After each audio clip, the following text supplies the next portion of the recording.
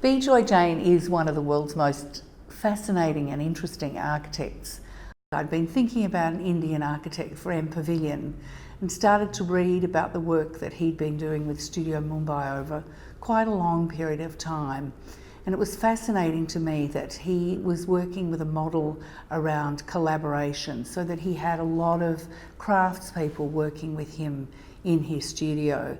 Collaboration and what I call creative connectedness is a major part of the Naomi Milgrom Foundation agenda. With MPavilion, we try to bring creative industries together, supporting the exchange of ideas.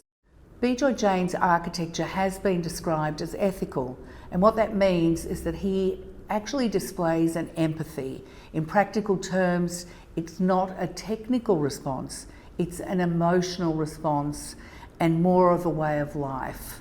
This is what I was very, very attracted to.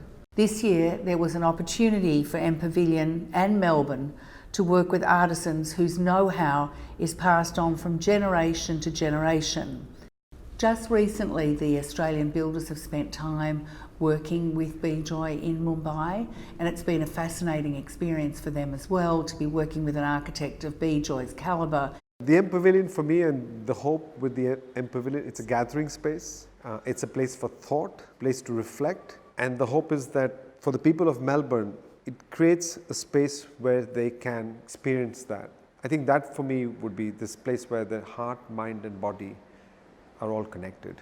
So I remember I walked the first day with Naomi to the site, and I think it happened both at the same time. I was thinking about it and Naomi talked about it, this idea of a kind of column-free space. For me, it was important to connect the idea of ground, sky and earth. And within this, there's also this idea of all the elements of water, light, air.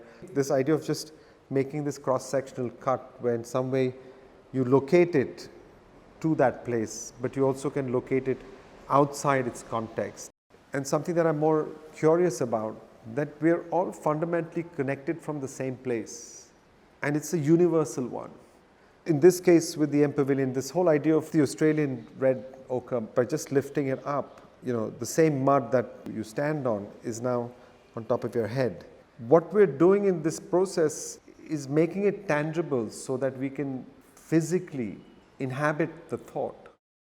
I look at this structure more as an idea of scaffolding, but I'm interested in this idea not of the physical scaffolding, but that it suggests a sort of an idea of a manifold, where the structure in some way is communicative of something that one builds on. It's a constructive space, or by that very nature, it is then a creative space. Coming back to the MPavilion structure, why bamboo? It's easy, it's light, it's agile, it's robust.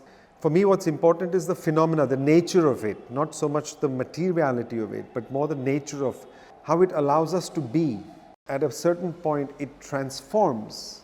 And so while you know, maybe intellectually, academically, you even know it that you're looking at bamboo, but what you're experiencing is everything but that.